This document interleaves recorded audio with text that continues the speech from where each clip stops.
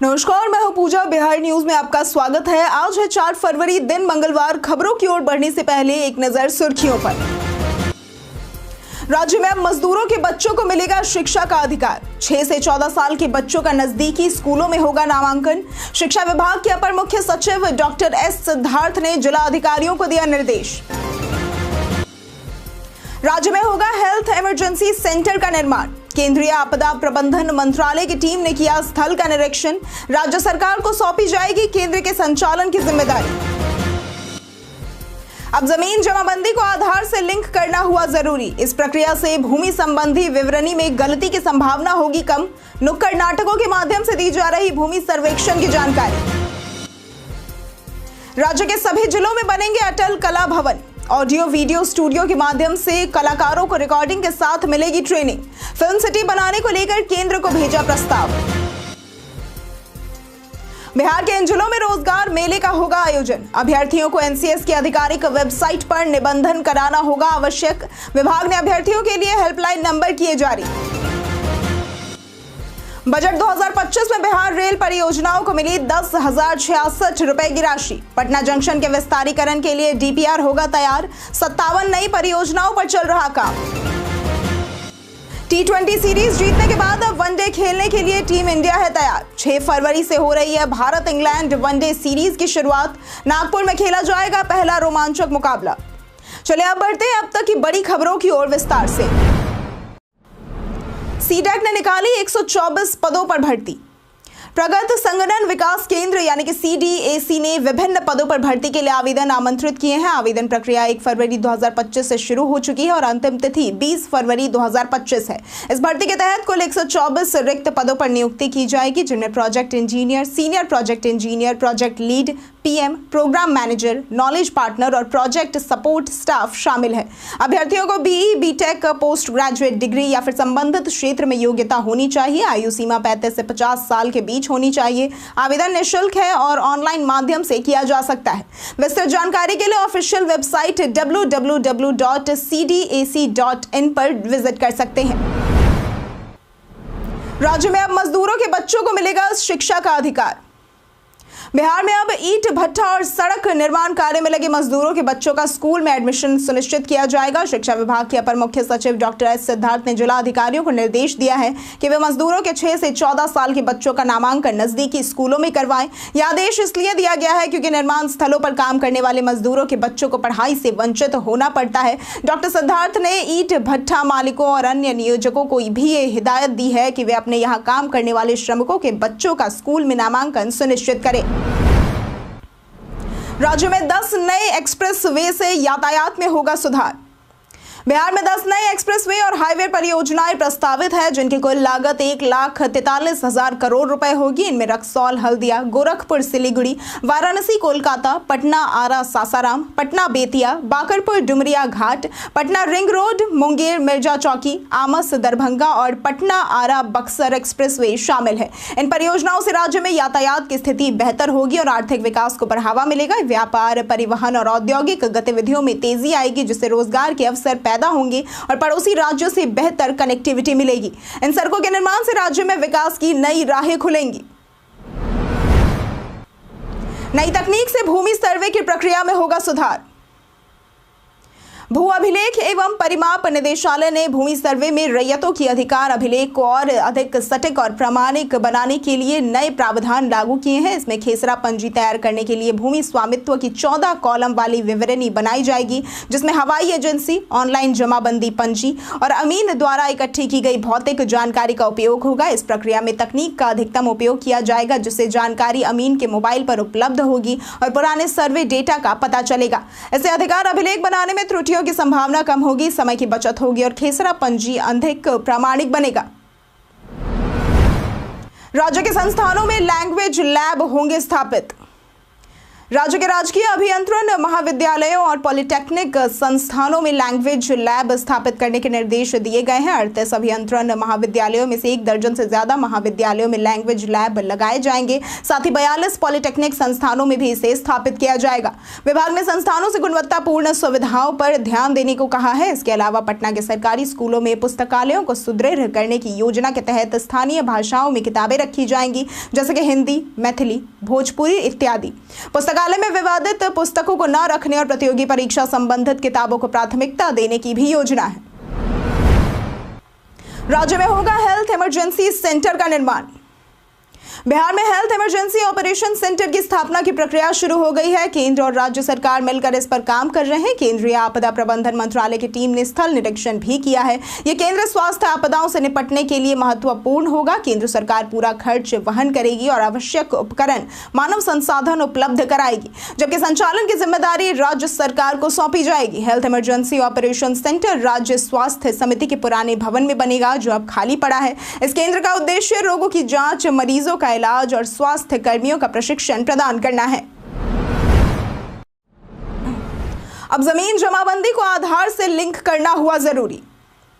बिहार में जमीन की जमाबंदी को आधार और मोबाइल नंबर से लिंक करना जरूरी कर दिया गया है। इसके लिए नजदीकी अंचल कार्यालय में आधार कार्ड और जमीन के दस्तावेज लेकर संपर्क करें। लिंक करने के बाद यदि जमाबंदी में कोई बदलाव या म्यूटेशन आवेदन होता है तो आपको SMS के जरिए सूचना मिल जाएगी। आधार से लिंक करने से भूमि रिकॉर्ड में पारदर्शिता बढ़ेगी, विवाद कम होंगे और सरकारी योजनाओं का लाभ भी मिलेगा। यह प्रक्रिया भूमि दस्तावेजों की डिजिटल सुरक्षा सुनिश्चित करती है। लिंकिंग का स्टेटस बिहार भूमि पोर्टल पर चेक किया जा सकता है। राज्य के सभी जिलों में बनेंगे अटल कला भवन। डिप्टी सीएम और कला संस्कृति मंत्री विजय सिन्हा ने 1 साल पूरे होने पर अपने विभाग की उपलब्धियां साझा की है। उन्होंने बताया कि कला संस्कृति विभाग ने बिहार में कला के क्षेत्र में कई महत्वपूर्ण फैसले लिए हैं, जैसे कि बिहार फिल्म प्रोत्साहन नीति 2024 लागू करना और फिल्म उद्योग को बढ़ावा देना। गांधी मैदान में पुष्पा 2 के ट्रेलर का रिलीज और अभिनेता अल्लू अर्जुन का आगमन भी एक महत्वपूर्ण उपलब्धि रही। इसके अलावा राज्य की सांस्कृतिक धरोहर को बचाने के लिए विभिन्न महोत्सवों और कार्यक्रमों का आयोजन किया गया। सभी जिलों में अटल कला भवन बनाने का प्रस्ताव और फिल्म सिटी के लिए केंद्र सरकार को भेजा गया प्रस्ताव भी महत्वपूर्ण कदम रहे हैं। बिहार के इन जिलों में रोजगार मेले का होगा आयोजन। बिहार के सारण और लखीसराय जिले में 6 फरवरी को 1 दिवसीय जिला स्तरीय रोजगार मेले का आयोजन किया जाएगा। यह मेला सारण जिले के राजेंद्र स्टेडियम, छपरा और लखीसराय के KRK+2 उच्च विद्यालय नया बाजार में आयोजित होगा। मेले का समय दोनों जिलों में सुबह 10:30 से शाम 4 बजे तक का है। भाग लेने वाले अभ्यर्थी को NCS की आधिकारिक वेबसाइट पर निबंधन कराना आवश्यक होगा। अधिक जानकारी के लिए अभ्यर्थी NCS की आधिकारिक वेबसाइट www.ncs.gov.in पर विजिट कर सकते हैं। विभाग ने सारण के लिए अभ्यर्थियों के लिए हेल्पलाइन नंबर 06152273703 और लखीसराय के अभ्यर्थियों के लिए हेल्पलाइन नंबर 6207083776 जारी किया है। बिहार पर्यटन में आज बात होगी गया के सीताकुंड की। सीताकुंड बिहार राज्य के सीतामढ़ी जिले के पुनौरा गांव में स्थित एक प्रमुख हिंदू तीर्थ स्थल है। यह स्थान देवी सीता के जन्म स्थल के रूप में प्रसिद्ध है। पौराणिक मान्यता के अनुसार मिथिला नरेश जनक ने इंद्रदेव को प्रसन्न करने के लिए यहां हल चलाया और उसी दौरान मृदा पात्र में देवी सीता बालिका रूप में प्राप्त हुई। स्थल पर एक प्राचीन हिंदू मंदिर भी है और यहाँ एक पवित्र कुंड भी स्थित है। सीताकुंड सीतामढ़ी शहर से 5 किलोमीटर दूर है और यह स्थल धार्मिक और ऐतिहासिक दृष्टि से महत्वपूर्ण है, जो पर्यटकों के आकर्षण का केंद्र बन चुका है। राज्य के संस्थानों में आर्टिफिशियल इंटेलिजेंस की पढ़ाई होगी शुरू। बिहार राज्य में उच्च शिक्षण संस्थानों में आर्टिफिशियल इंटेलिजेंस यानी कि AI और मशीन लर्निंग के विषय को पढ़ाने की योजना बनाई गई है। इसे राष्ट्रीय शिक्षा नीति 2020 के तहत उच्च माध्यमिक विद्यालयों के विद्यार्थियों के लिए भी लागू किया जाएगा। शिक्षा विभाग ने कुलपतियों से इस संबंध में सुझाव मांगे हैं। यह पाठ्यक्रम गणित, संज्ञानात्मक विज्ञान, इलेक्ट्रॉनिक और एम्बेडेड सिस्टम से जुड़े सिद्धांतों और नवाचारों पर आधारित होगा। इसके बाद प्रस्ताव पर विचार कर इसे जल्द लागू किया जाएगा। इसके अलावा सिवान में राजेंद्र किशोरी BEd कॉलेज में बसंत पंचमी के अवसर पर मां सरस्वती की पूजा श्रद्धा और उल्लास से की गई। बजट 2025 में बिहार रेल परियोजनाओं को मिली 10,066 करोड़ की राशि। रेल मंत्री अश्विनी वैष्णव ने बिहार के रेलवे बजट पर प्रेस वार्ता की, जिसमें 2025-26 के बजट में बिहार को 10,066 करोड़ का ऐतिहासिक आवंटन बताया। ये राशि 2009 से लेकर 2014 के 1,132 करोड़ से 9 गुना अधिक है। 2014 से अब तक बिहार में 1,832 किलोमीटर नया रेल ट्रैक बिछाया गया, जो मलेशिया के पूरे रेल नेटवर्क के बराबर है। बिहार में 3,020 किलोमीटर रेल मार्ग का विद्युतीकरण कर राज्य को 100% विद्युतीकृत किया गया है। पटना जंक्शन के विस्तारीकरण के लिए डीपीआर तैयार किया जाएगा। बिहार में 57 नई परियोजनाओं पर काम हो रहा है और 98 स्टेशनों को अमृत स्टेशन के रूप में विकसित किया जा रहा है। सुप्रीम कोर्ट ने बीपीएससी नियुक्ति पर सरकार से मांगा जवाब। सुप्रीम कोर्ट ने बिहार लोक सेवा आयोग बीपीएससी के चेयरमैन रवि मनुभाई परमार की नियुक्ति को चुनौती देने वाली जनहित याचिका पर बिहार सरकार से जवाब मांगा है। याचिका में आरोप लगाया गया है कि परमार के खिलाफ भ्रष्टाचार का मामला चल रहा है और उनकी नियुक्ति संवैधानिक आदेशों के खिलाफ है। याचिकाकर्ता ने कहा कि परमार इस पद के लिए पात्र नहीं है। हालांकि कोर्ट ने यह भी कहा है कि याचिकाकर्ता का बीपीएससी से कोई संबंध नहीं है और जनहित याचिकाएं दायर करते वक्त वकील को सावधानी बरतनी चाहिए। कोर्ट ने मामले में न्याय मित्र नियुक्त किया है और बिहार सरकार से 4 सप्ताह में जवाब मांगा है। राज्य के इन 5 स्टेशनों का होगा पुनर्विकास। बिहार में अमृत भारत स्टेशन परियोजना के तहत गया, मुजफ्फरपुर, मोतिहारी, सीतामढ़ी और दरभंगा स्टेशनों का पुनर्विकास हो रहा है। गया स्टेशन पर पश्चिमी छोर का प्रवेश निकास भवन और मल्टी लेवल बाइक पार्किंग का निर्माण पूरा हो चुका है। मुजफ्फरपुर में स्टेशन भवन, स्काई वॉक और संयुक्त टर्मिनल का निर्माण जारी है। मोतिहारी में सेकेंड एंट्री और स्टेशन भवन का काम चल रहा है, तो वहीं सीतामढ़ी में साइट पर मिट्टी भराई और यूटिलिटी शिफ्टिंग का काम हो रहा है। दरभंगा में यूटिलिटी शिफ्टिंग, नए क्वार्टर और अस्थायी बिल्डिंग बन रही है। इन परियोजनाओं पर कुल 1555 करोड़ रुपए खर्च किए जा रहे हैं। अपने फोन के फर्जी ऐप्स का चुटकियों में लगाएं पता। आज के समय में स्मार्टफोन हमारी जिंदगी का अहम हिस्सा बन गए हैं, लेकिन इन्हें सही तरीके से इस्तेमाल करना जरूरी है, क्योंकि हैकर्स अब स्मार्टफोन को टारगेट कर रहे हैं। गूगल ने प्ले प्रोटेक्ट फीचर लॉन्च किया है, जो आपके फोन के ऐप्स को स्कैन कर सुरक्षा सुनिश्चित करता है। इसे इस्तेमाल करने के लिए गूगल प्ले स्टोर में जाकर प्ले प्रोटेक्ट पर टैप करें और स्कैन करें। इसके अलावा ऐप डाउनलोड करते समय डेटा प्राइवेसी चेक करें। प्ले प्रोटेक्ट वेरिफिकेशन बैज वाले ऐप्स डाउनलोड करें और थर्ड पार्टी ऐप स्टोर से बचें। इन उपायों से आप अपने फोन को सुरक्षित रख सकते हैं।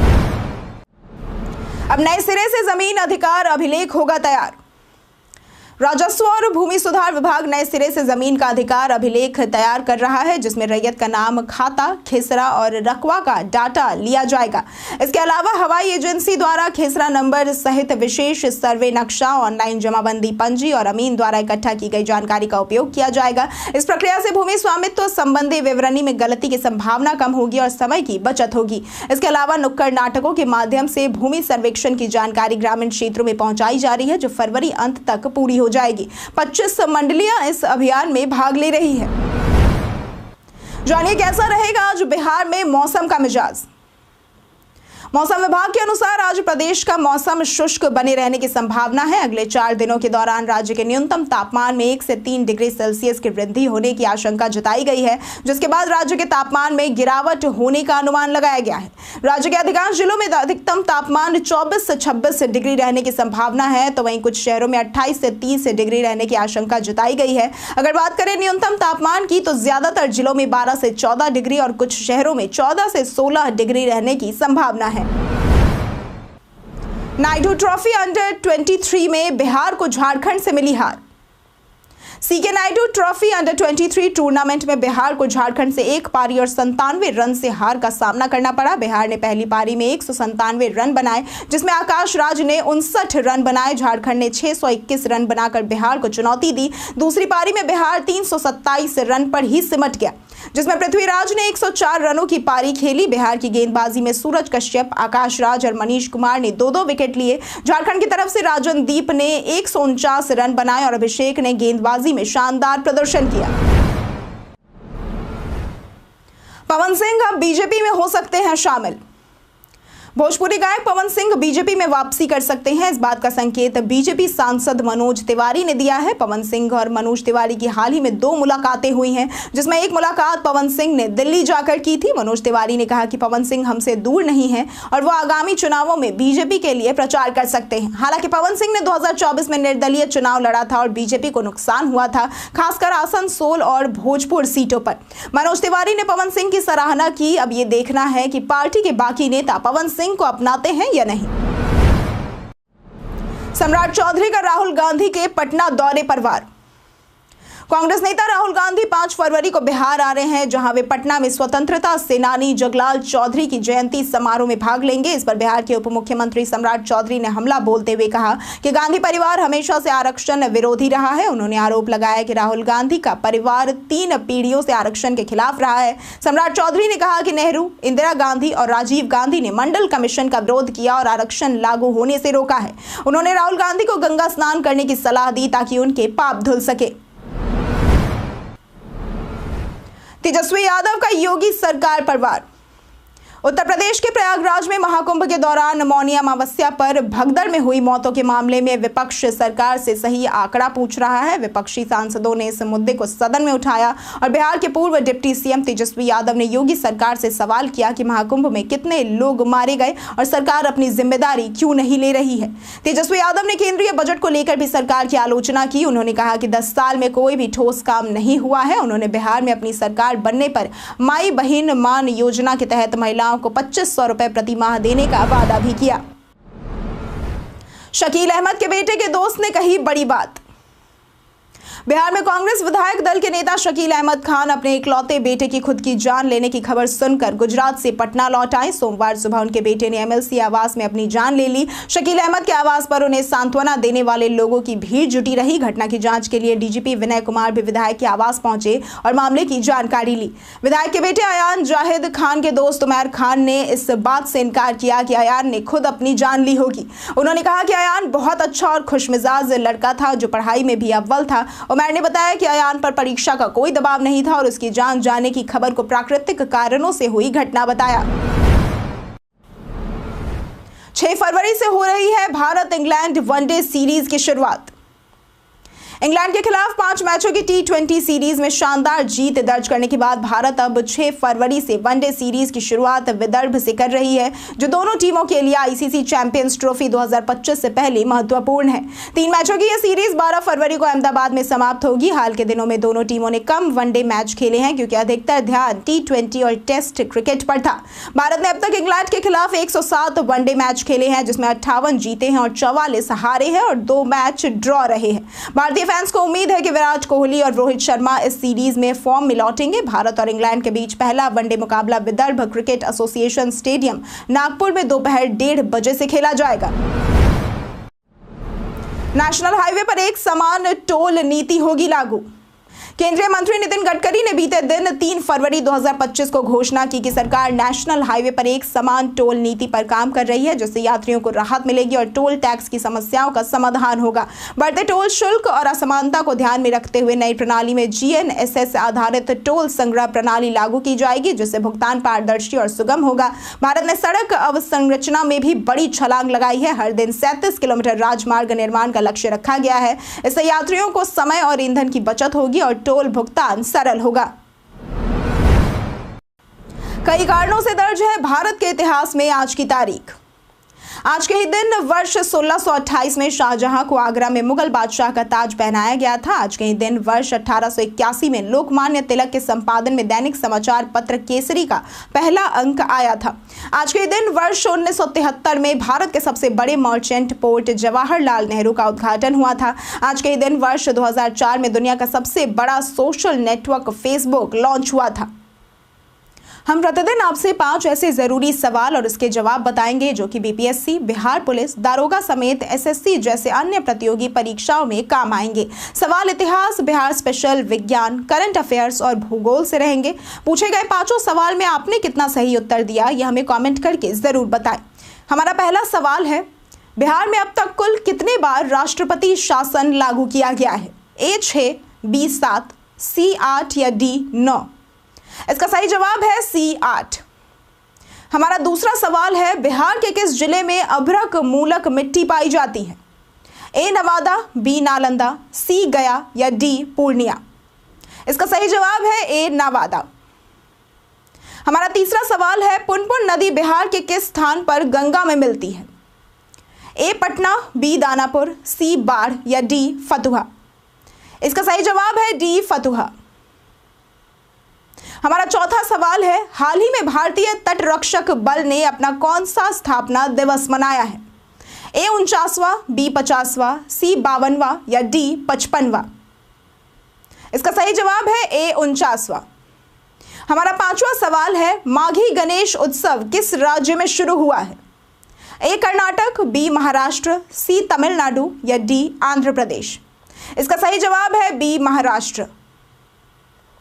बीते दिन हमारे द्वारा पूछे गए सवाल का जवाब आप लोगों में से बहुत लोगों ने हमारे कमेंट सेक्शन में लिख कर दिया है। जिन्होंने हमारे द्वारा पूछे गए सवाल का जवाब दिया है उनके नाम है नंद कुमार सिंह, राजीव कुमार, सुधीर कुमार, गौरव कुमार, प्रदीप कुमार, संतोष प्रसाद, सुशील कुमार, आरती शर्मा, नीतीश पासवान, रोशनी कुमारी, आलोक प्रियदर्शी, पुरुषोत्तम कुमार, पिंकी कुमारी, राकेश मिश्रा, जितेंद्र ठाकुर, दामोदर कुमार, राजू कुमार, ज्योति कुमारी, अमरजीत कुमार, ध्रुव कुमार, हिमांशु शर्मा, अशोक कुमार, निधि कुमारी, मनीषा कुमारी, ओम प्रकाश, धीरज कुमार, सुनील यादव, भरत प्रसाद, रविशंकर, रुपेश कुमार, शानवी गुप्ता, राम नरेश सिंह, सपना कुमारी, रणधीर कुमार, नरेंद्र कुमार, कमलेश शर्मा, पुष्पेंद्र कुमार और पंकज कुमार सिंह।